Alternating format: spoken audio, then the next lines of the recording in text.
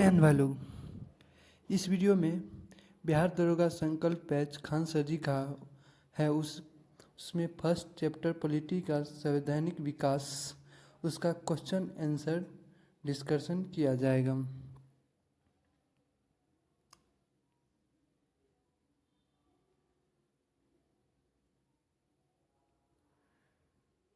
पहला क्वेश्चन है, लोकतंत्र में समानता के संदर्भ में सही विकल्प चुनें। कथन है, लोकतंत्र समानता को नकारता है। और निष्कर्ष है, एक लोकतांत्रिक सरकार स्वतंत्रता, समानता और न्याय अपवादिक स्तरों पर आधारित होती है। तो एक का आंसर होगा डी, केवल कारण सही है। केवल कारण सही है। एक लोकतांत्रिक सरकार स्वतंत्रता, समानता, न्याय और अपवादिक स्तरों पर आधारित होती है।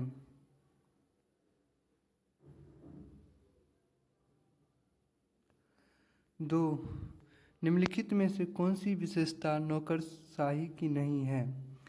निम्नलिखित में से कौन सी विशेषता नौकरशाही की नहीं है? दो का आंसर होगा ए, स्वच्छता सदस्यता। स्वच्छता सदस्यता नौकरशाही नहीं है। तीन, निम्नलिखित में से कौन प्रसंभुकता यानी संभुकता का लक्षण नहीं है? तीन से आंसर बी, अधीनता नहीं है।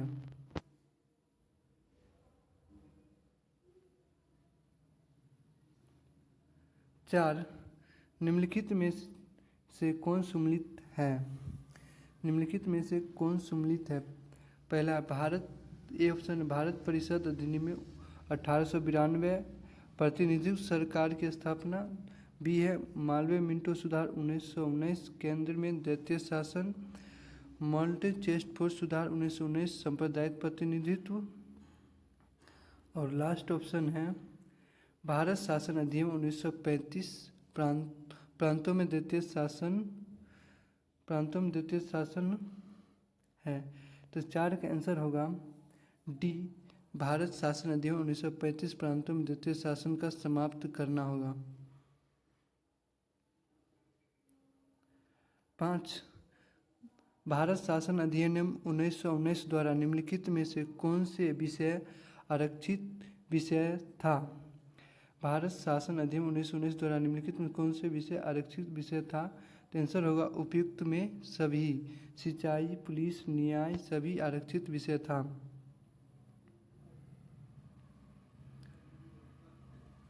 छह है, निम्नलिखित में से ब्रिटिश सरकार के कौन से चार्टर एक्ट से बंगाल के गवर्नर जनरल को भारत का गवर्नर जनरल बनाया गया? आंसर होगा बी, 1833 का चार्टर एक्ट। 7 है, कैबिनेट मिशन प्लान की योजना के तहत संविधान सभा का गठन कब किया गया था? 7 का आंसर होगा बी, नवंबर 1946।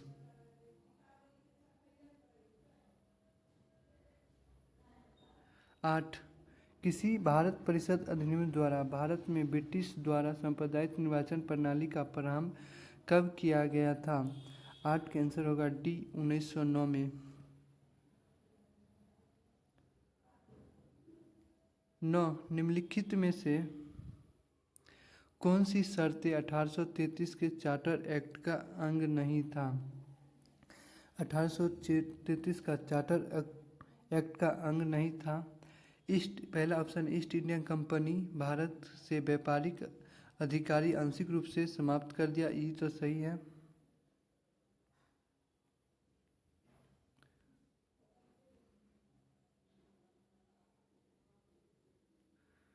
दूसरा ऑप्शन है ईस्ट इंडिया कंपनी का भारत में व्यापारिक अधिकारी पूर्ण रूप से समाप्त कर दिया। ये गलत है, पूर्ण रूप से समाप्त नहीं किया था। तीसरा ऑप्शन है ब्रिटिश व्यापारी के कुछ शर्तों के साथ भारत में निवास की स्वतंत्रता दी गई थी। इसे दिया गया था। चीन के कंपनी ने चाय के व्यापार सुरक्षित रखा था, ये रखा था। तो 9 का आंसर होगा बी, 10 निम्नलिखित में से किस अधिनियम में कोलकाता में सर्वोच्च न्यायालय की स्थापना किया गया था? रेगुलेटिंग एक्ट 1773 में। आंसर होगा ए, रेगुलेटिंग एक्ट 1773। 11 किस अधिवेशन द्वारा कंपनी के सदस्य एवं कर्मचारियों का वेतन भारतीय राजस्व में दिए जाने के प्रावधान है? इसका आंसर होगा D, 1793 charter act. 12 act of settlement 1781 किस अधिनियम में सुधार के लिए लाया गया था?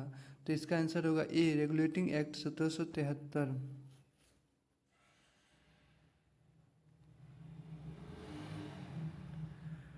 13 किस अधिवेशन द्वारा भारतीयों को शिक्षा पर 1 लाख रुपये प्रति वर्ष खर्च करने का प्रावधान ब्रिटिश गवर्नमेंट द्वारा किया गया था? 13 का आंसर होगा बी, 1813 का चार्टर अधिनियम। 14 किस ब्रिटिश गवर्नर के समय भारत शासन अधिनियम 1858 लाया गया था? किस ब्रिटिश गवर्नर के समय भारत शासन अधिनियम में 1858 लाया गया था? 14 का आंसर होगा ए, लॉर्ड कैनिंग। 15 किस अधिनियम के द्वारा ब्रिटिश संसद ने चाय और चीनी के साथ व्यापार को छोड़कर ईस्ट इंडिया कंपनी के भारत के साथ व्यापारिक अधिकारी को समाप्त कर दिया गया था? तो 15 का आंसर होगा बी, 1813 के चार्टर अधिनियम। 16 किस अधिनियम द्वारा भारत में कंपनी शासन ब्रिटिश क्राउन के अधीन चला गया? किस अधिनियम द्वारा भारत में कंपनी शासन ब्रिटिश क्राउन के अधीन चला गया? 16 का आंसर होगा सी, भारत शासन अधिनियम 1858। 17 किस अधिवेशन के द्वारा बंगाल के गवर्नर जनरल को भारत का गवर्नर जनरल बनाया गया? किस अधिनियम द्वारा बंगाल के गवर्नर जनरल को भारत का गवर्नर जनरल बनाया गया? तो आंसर होगा डी, 1833 का चार्टर एक्ट। 18 किस अधिनियम के द्वारा ईस्ट इंडिया कंपनी के सभी व्यापारिक एकाधिकार को समाप्त कर दिया गया था? आंसर होगा डी, 1833 चार्टर अधिनियम। 19 किस अधिनियम के तहत सर्वप्रथम केंद्र और राज्य अलग अलग बजट का प्रावधान किया गया था? आंसर होगा सी, भारत परिषद अधिनियम 1919। 20 है शाही उपाधि अधिनियम किस वर्ष लाया गया था? आंसर होगा बी, 1876। 21 निम्न में से कौन सा एक प्रावधान भारत शासन अधिनियम 1935 में था? निम्न में से कौन सा एक प्रावधान भारत शासन अधिनियम 1935 में था? 21 का आंसर होगा ए, भारतीय रिजर्व बैंक की स्थापना की गई थी 1935 में। 22 निम्न में से कौन सा अधिनियम मालवीय मिंटो सुधार के नाम से जाना जाता है? 22 का आंसर होगा ए, भारत शासन अधिनियम 1919 मालवीय मिंटो सुधार के नाम से जाना जाता है। 23 किस अधिनियम के तहत भारत में एक संघीय व्यवस्था और केंद्र में द्वितीय शासन व्यवस्था लागू किया गया था? आंसर होगा सी, 1935 अधिवेशन। 1935 अधिवेशन में। 24 केंद्र में किस अधिवेशन द्वारा केंद्र में द्विसदनीय विधायिका की स्थापना की गई थी? 24 का आंसर होगा डी, भारत परिषद अधिनियम 1909। 25 भारत के संवैधानिक विकास के क्रम में 1935 का गवर्नमेंट ऑफ इंडिया एक्ट क्यों महत्वपूर्ण है? भारत सरकार संवैधानिक विकास के क्रम में 1935 गवर्नमेंट ऑफ इंडिया एक्ट क्यों महत्वपूर्ण है? यह भारतीय संविधान का प्रमुख स्रोत है। 25 का आंसर ए। 26 ब्रिटिश भारत में सांप्रदायिक प्रतिनिधित्व की व्याख्या निम्नलिखित में से किस अधिनियम द्वारा की गई थी? 26 का आंसर होगा डी, भारत सरकार अधिनियम 1909।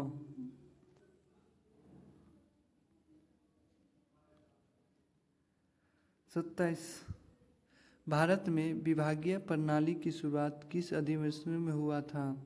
भारत में विभागीय प्रणाली की शुरुआत किस अधिनियम से हुआ था? 27 का आंसर होगा बी, 1861 भारत परिषद अधिनियम। 28 भारतीय विधान परिषद को बजट पर बहस करने की शक्ति निम्नलिखित में से किस अधिनियम के तहत प्राप्त हुआ है? 28 का आंसर होगा बी, भारत परिषद अधिनियम 1892। 29 1858 के अधिनियम के प्रावधानों में कौन से शामिल हैं? 1858 अधिनियम के प्रावधानों में कौन से शामिल हैं? भारत और भारतीय क्षेत्र के प्रशासन क्राउन के अधीन लाया गया था, ये सही है। ईस्ट इंडिया कंपनी के शासन समाप्त कर दिया गया था, ये भी सही है। भारत के गवर्नर जनरल को वायसराय कहा गया था, ये भी सही है। तो 29 का आंसर होगा 1, 2, 3 तीनों से, यानी बी होगा।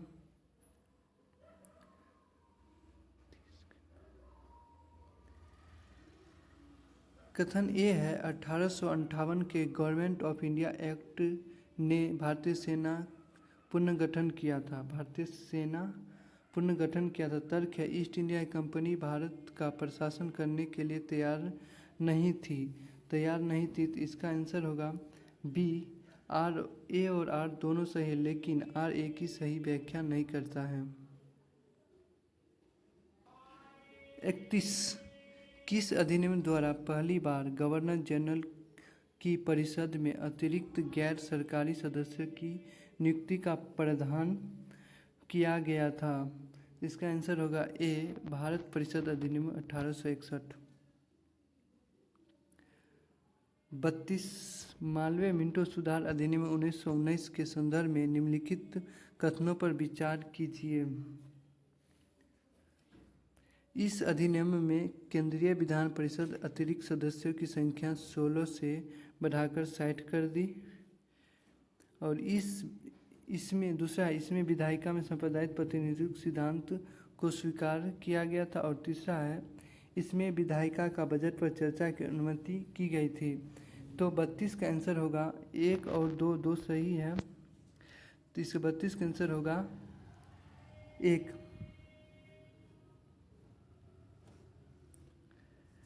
33 प्रांतों में द्वैध शासन की शुरुआत सबसे पहले किस अधिनियम के तहत किया गया था? प्रांतों में द्वैध शासन की शुरुआत सबसे पहले किस अधिनियम के तहत हुई थी? 33 का आंसर होगा बी, माउंटेन चेस्टफोर्ड सुधार 1919।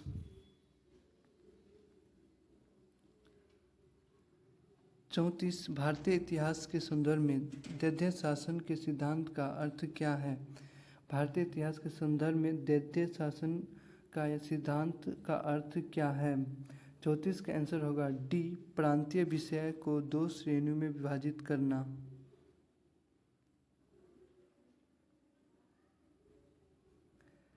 35 है कथन ए, भारत सरकार अधिनियम 1919 ब्रिटिश संसद द्वारा प्रांतीय सरकार में द्वैध शासन की शुरुआत के लिए पारित किया गया था, ये सही है कथन। और कथन आर है मोटेंग चेस्टफोर्ड सुधार समिति के केंद्रीय स्तर द्वैध शासन की सिफारिश की थी। तो 35 का आंसर होगा सी, ये सही है लेकिन आर गलत है।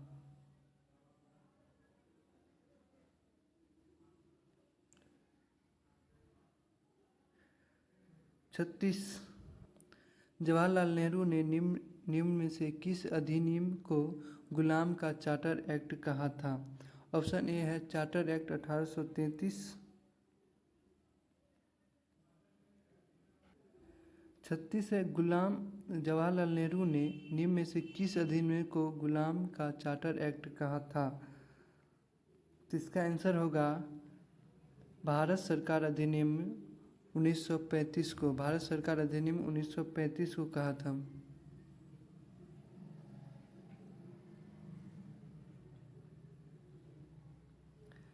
सैंतीस है, भारतीय संविधान में केंद्र और राज्यों के बीच शक्ति का वितरण का प्रावधान किस अधिनियम में प्रस्तावित था?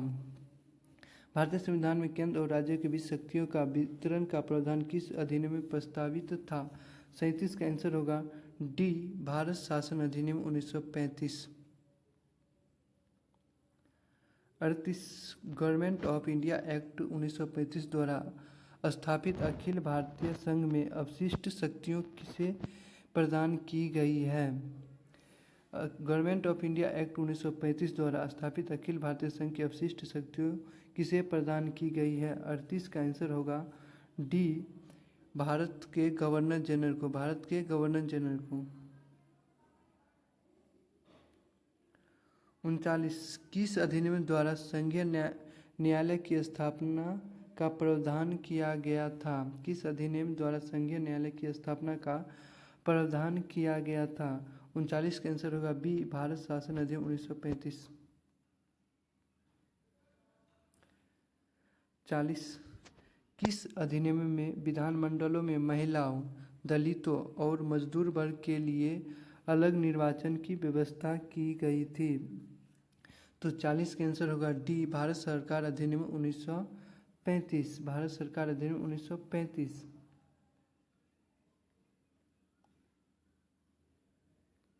41 है, सम्मिलित कीजिए अधिनियम। भारत सरकार अधिनियम 1919। भारत सरकार अधिनियम 1919 होगा प्रांतों में द्वितीय शासन। प्रांतों में द्वितीय शासन। भारत सरकार अधिनियम 1935 होगा प्रांतीय व्यवस्था। और मालवीय मिंटो सुधार 1909। मालवीय मिंटो सुधार 1909 होगा निर्वाचन संप्रदायित। और भारत सरकार अधिनियम 1861 होगा विभागीय व्यवस्था। 41 का आंसर होगा बी, 41 का बी।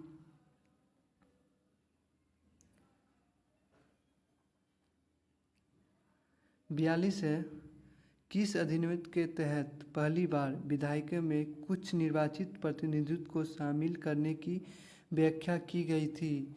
तो इसका आंसर होगा ए, भारत सरकार अधिनियम 1935। भारत सरकार अधिनियम 1935। 43 है, भारत के स्वतंत्रता के पश्चात संविधान लागू होने तक भारत का शासन किसके अंतर्गत चलाया गया था? आंसर है सी, 1935 भारत सरकार अधिनियम के तहत। 44, निम्नलिखित में से कौन सा एक भारत सरकार अधिनियम 1935 की मुख्य विशेषता में शामिल नहीं थी? 1935 की मुख्य विशेषता में शामिल नहीं थी। तो 44 का आंसर होगा बी। 44 का आंसर होगा बी, अवशिष्ट विषय प्रांतों का विधायिका को दिया गया था।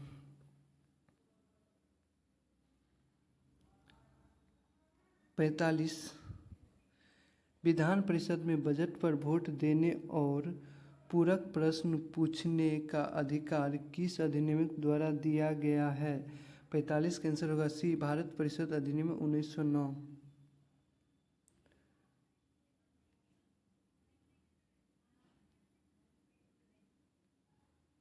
46 है, भारत सचिव का पद किस अधिनियम के तहत सृजित किया गया था? 46 का आंसर होगा डी, भारत सरकार अधिनियम 1858।